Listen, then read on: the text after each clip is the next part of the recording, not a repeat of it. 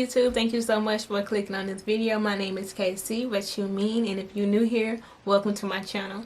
So before I get into today's storytime video, I would like to say thank you to each and every single last one of you all who subscribed to my channel and who also just showing me love and support. Like, I just want to say thank you all. Like, this is nothing but God's kingdom and all glory to God. Like, I have no credit in this. All of this is strictly God. So little disclaimer of this video, I'm not going to talk too much about my past and the traumatizing events that I went through, because I just don't want to focus on what the enemy did in my life. I really want to more so focus on the goodness of God and how he actually led me to Jesus Christ. So that's that. I'm going to start off when I was young growing up. My family didn't really go to church often. I can count on one hand how many times we went to church. We was that typical family that went to church for only like on Christmas, on Easter, you know, little small occasions. I ain't gonna say small occasions, but little occasions like that. I didn't really like going to church. I felt like people at church was hypocrites. I felt like Christianity was a man-made religion. I didn't believe in God at all, but I did believe that there was an unseen world. And the reason why I believe that, because when I was younger, I used to go to my sister's house a lot to play with her son, which is my nephew. He's only 2 years younger than me, so we got like a little sister-brother type of bond. And I used to sleep in the basement. So in the basement, basically the layout of it was, on the right-hand side, it was like a small area where it could easily be transformed into a room, and then on the other side was like bikes, and for the back it was like a pool table and like, you know, stuff like that. So it was like all open space down there. But my sister put up a sheet to kind of section off the little entertainment bedroom section into the rest of the basement. So when I would sleep down there, I would turn off my light on the side that I'm sleeping on, and then the light in the middle of the basement always stayed on. So you can see people's shadow walking down and up the stairs. So one day, I used to always just see, you know, people, shadows going up the steps and down the steps, like, and I knew there wasn't nobody there, because I would get up, go on the other side to see who this person is, and I would literally see nobody on the other side that I would just completely see a shadow.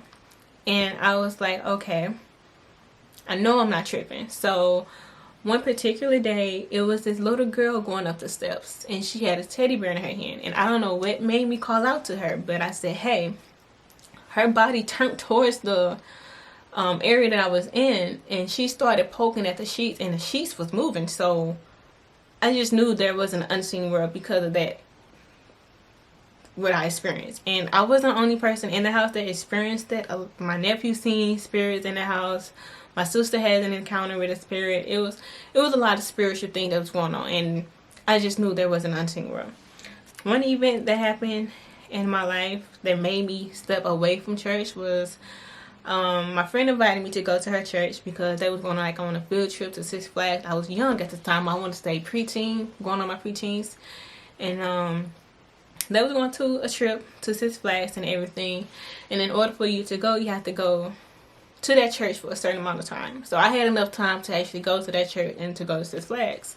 So when I went, the pastor's wife, she saw me. She knew that I was new to the church, and she was asking me questions about home. And one particular question she asked me was, is my parents still divorced? And I told her no. Based off that one comment, she started judging me from left to right. Oh, your parents not married, your family is a disgrace of the Lord, and you not brought up in a good household, and this and that, and you ain't gonna be nothing, and God is not with your family, and this and that. Like, she literally judged me just because I said no. Like, that right there made me so angry. Like, who will legit sit up here and downgrade a child like this? Like, I was so mad at her about that.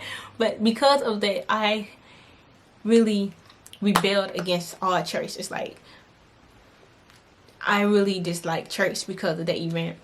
So fast forward to my, if I'm looking down at like my notes right here, so fast forward to my early adulthood. And so after I graduated high school, I still had some friends that I would hang out with from high school, and we was going to Six Flags. So we went over the girl's house, and her mom was there, and her mom had a friend there. And before we left to go to Six Flags, her mom's friend wanted to pray before we left. Now, I didn't pray for real. Like, you know, I remember when I was young, me and my dad used to always say the Lord's Prayer before I go to sleep, but that's it. I didn't really know what prayer really meant and what it really does. But she wanted to pray before we left, and I wasn't disrespectful to my elders, so I'm like, okay. So I just said okay, and I just let her pray out. When she got done praying, she looked at me and she said, "You need to learn how to forgive." I'm like, excuse me? Like, in my head, I'm like, excuse me? Like, who is she? Who is she? She said, "You need to learn how to forgive. God is telling me that he sees your pain. He sees your hurt. And you need to let that go." Like, that lady started to read my life. She knew everything that I went through when I was young, all the way up to that time. She read my life like a book. She knew secrets that I have not told nobody. She knew so much. And I'm not going to say everything that she said, because again, that's personal. But she knew everything. And she was like, stop letting the enemy take your life. Stop trying to let him just take your life away like that. And when she said that, I bust out in tears. Like, I busted out in tears, because nobody really understand the pain and the hurt that I was going through as a child, and just the burden I was carrying on me. I just knew that God was using her and speaking to me, because how she know? How did she know? How she knew everything? Like, how did she know? How did she know everything that I was going through? Like, that was so, like, there was no other explanation that God is really real. And I was just speaking to her daughter after that, and her daughter was just telling me how her mom got spiritual gifts and how she can hear God's voice and just talk to people like that, in another sense of her just prophesying over one's life. And when she was telling me that, in my mind, I was like, wow. Like, again, I did not believe in God, but I knew something was up after that conversation. I just knew God was real, but didn't really take heart into God, because I didn't know him. And in my mind, I'm like, wow, I wish I can have a spiritual gift like that. So that's that. That's that. I literally told myself, I'm like, wow, I wish I had a spiritual gift like that. And here I am today. I have the exact same spiritual gift, but in a different way, you know? So that was the first thing that happened in my life that made me really open my eye and want me to give God a chance in my life. But even after that, I was still rebellious. I didn't really pray and none of that. So I went to college, and that's when things got worse for me. That's when things really got worse for me. So in college, I got introduced into partying, clubbing, drinking a lot, and I never knew who I really was. So because I used to drink a lot and get drunk, I kind of used that as my way of running away from my inner feelings, to run away from reality. Man, I used to get so drunk where people had to carry me out of the place that we was partying at, and it was pretty bad. It was pretty bad. But I didn't like throwing up. I hate throwing up. I just didn't really like drinking, but I drank anyway, just to cover up the hurt and the pain that I was going through.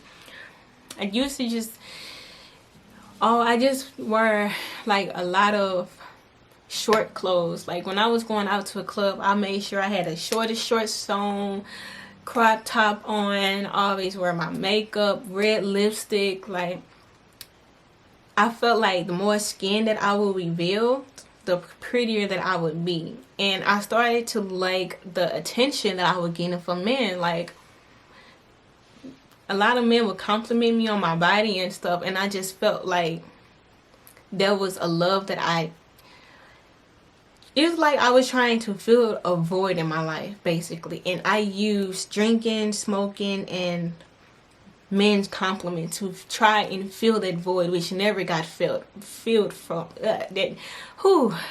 How can I talk? I used weed, alcohol, and compliments of men to try and fill that void in my heart, which never got fulfilled. So I was basically operating off the spirit of Jezebel. I was a party animal, literally. So after drinking and everything, I got introduced into marijuana. The only thing that I'm going to say about that is watch who you surround yourself with. And people addictions can easily become your addiction. And that's what happened to me. So I started smoking a lot, and I rather smoke besides drinking because I didn't want to turn into an alcoholic, and I didn't like throwing up. So I started smoking weed a lot. Like a lot, like to the point whereby I feel like I can go a day without it. So I got my own apartment, and in this apartment I felt so lonely and so hurt. Like I was still carrying on so much drama that was going on in that situation, that time length of my life, and a lot of drama that came on with having a lot of acquaintance, a lot of friends around me. It was just so much for me to bear, and I couldn't bear it anymore. While I was in that depression, that state of mind, I remember that lady who prophesied over my life. I remember her saying, you know, just seek God. God is with you. Don't worry about A, B, and C. And I just remember all of that, and I'm like, okay, there must be a God. One day I remember getting on my knees and praying and crying out to God. Like every day I would cry myself to sleep and just praying to God. God, if you really real like you say you are, reveal yourself to me. Like take all of this away. If you will, just show yourself to me. And it's like that's when things kind of even went worse for me. Like I started to see these dark figures in that apartment that I was living in. Like I was so scared to sleep at night. I slept with the light on, and I felt like I always needed company in the house in order for me to sleep peacefully. Like now knowing, there was a lot of demons in that apartment, and a lot of those demons, I opened that door to them for them to come in and stay there with me. So I was on the phone with an old friend, and he was playing a game with one of his friends. Somehow, some way, I got on the phone with his friend. I never met his friend before. Never spoke to him before. Don't know this man by the can of paint. Still never met this man before. And I got on the phone with him, and he was a man of God. And he started speaking to my life again. This is the second prophet that ran across my life that God brought in my way. And he was like, God see you, praying to him. Like he started speaking so much about the things that I started to pray about and everything. And God was like, he about to take care of you. He's about to take care of you. So I'm like, okay. Then he asked me questions. It was like him, you stay in a house or an apartment? I said, I stay in an apartment. He was like, around this time next year, you're going to stay in the house. I'm like, okay. Kimberly, do you have a car? No. God is going to bless you with a car. And I'm like, whatever. I'm like, okay, whatever. So this man over here telling me that God hear me, God see my prayers, God, you know, finna do all these good things in my life. So I'm like, okay. So the person that was in my life at this time, he says he was a man of God, but he wasn't living in a righteous way. And because of me saying that, there was always going on in the back of my head, like, God might not be real. You see all these people saying that they a believer, but look how they living and this and that. Like, that will always come through my mind. And when I prayed to God to reveal yourself to me, to help me, like, I don't know what I'm doing, send somebody in my life to help me get closer to you. When I had sent that prayer to God, that person out of nowhere started to read the Bible. Like, that person, me and him, we worked. It was a male. Me and that person, we worked at the same place. And he brought his Bible to work with him. And on his free time, he literally started to read the Bible. So I'm like, that's new. Okay, whatever. And slowly but surely, I saw his life transforming into the life that God wants us to live. And one day, he told me, he was like, just pray for your family. And I laughed. I'm like, pray? I'm not going to pray for my family. Like, what are you talking about? Like, prayer don't work. Still, me trying to get close to God, it was like, I'm trying to get close to God, but something is constantly pulling me so I don't get close to God. One night, I had a dream. In this dream, I saw myself walking around a house. They had wooden floors, wooden doors, and I had Bible scriptures around this house. And I just felt in my spirit that I was on fire for God. Like, and that was literally my dream. And I woke up, I'm like, me being a godly auntie, me being a person who go, I couldn't imagine myself being that. I laughed that off so much. I'm like, a girl like me going out for God, do you know what I did in my life? Do you know how much sin that I created in my life? Like, what? Are you kidding? Are you really, like, that was my mindset when I had that dream. Not knowing that God was giving me that dream. Not even a dream. That was a vision that I had. So around that time next year, everything that prophet told me came to pass. I was living in a house that had wooden floors with wooden doors. I had a car. And God slowly but surely started working on the inside of me. Like, I found a church home that I felt like that wasn't judgmental, that was literally on fire for God. Like, I felt the Holy Spirit in this church home. And it's just so crazy how God can bring people in your life and literally show you the way to God. Like, I was messed up. I was literally a messed up person. I had so much anger and everything, but God used that person, transform his life in front of my eyes, and that person helped me get close to God. So I went to church, and I fell in love with that church. It didn't happen overnight. I'm going to let y'all know this now. Me giving myself to God did not happen overnight. It took time for God to really break off all those generational curses, all of that anger, all of those demonic spirits that I let in my life. It took time. It did not happen overnight. And one thing that I thought was, when I gave myself to Christ, my life is going to be easier. No. I'm telling you all now, my life became worse. I ain't gonna say worse, but that's when the devil literally tried to take my life away. Like, he was like, oh, so you finna go with God? No, you're not. Snatch. No, you're not. Snatch. Oh, I'm gonna put this in your life. Oh, I'm gonna put this. Like, there was a lot of trials and tribulation that came with me getting with God, because the enemy do not want you to be with God at all. He wants to keep you for himself. He do not like God, and he don't want you to like God either. Plain as day. So, when I saw everything that God was doing in my life, I'm like, wow. God revealed himself to me so many ways, and I just can't share everything how God revealed himself to me in one video. Like, I just can't. There's so many things that God did in my life and revealed himself to me that it's going to take a lot of videos in order for me to explain that. He used people to reveal his stuff to me. He'd use everyday life. Like, I would see a sign and it would just resonate in my spirit, and I just know God talking to me. He would use my church that I call my home, and it was like a long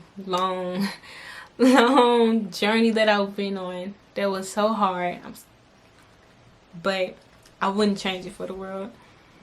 I wouldn't change it for the world. And like now, I don't know, like now it's like I'm so glad that I know God, and I know who he is. I know what he's capable of doing, and he's been putting this on my spirit for about 2 weeks now to share this story.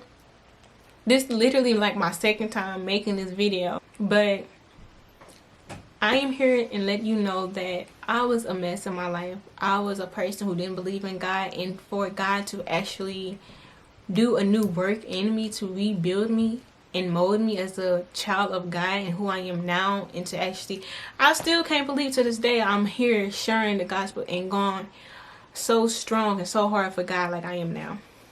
I still can't believe it to this day. Like, who would have thought that God can use a person like me? So if he can do that in my life, if he can change my life around for good, he can most certainly do it for you. It's going to be hard, but it's so worth it. The peace that come along with it, the protection that comes along with it, the blessings, the promises, all that come, everything that comes along with just being with God is so worth it. It's so worth it. So worth it. So yeah, that's basically a gist of the story of how God led me to Jesus Christ. I know I left out a lot a lot of stuff, but that's basically how I got led to Jesus Christ, through those 2 prophets in my life, through me seeing spirit. That's my story. So I don't know who this message is for, but I pray that it blesses someone. I pray that it encourages someone. God is most certainly real. So yeah, so that's all I'm going to say. That's my story, my testimony of how God led me to Jesus Christ. Feel free to head over to my other YouTube channel. I will be uploading a lot of videos on that channel as well, pertaining to like entrepreneur life, hair, beauty, lifestyle, stuff like that. So if you interested in those type of videos as well, head over to my HumblyDope TV channel, and I will see you over there. Thank you so much again for 100 subscribers. I hope and pray that you all have a wonderful day, a wonderful night, a wonderful evening, whenever time you guys watch this video. And I will see you guys in my next video. Bye.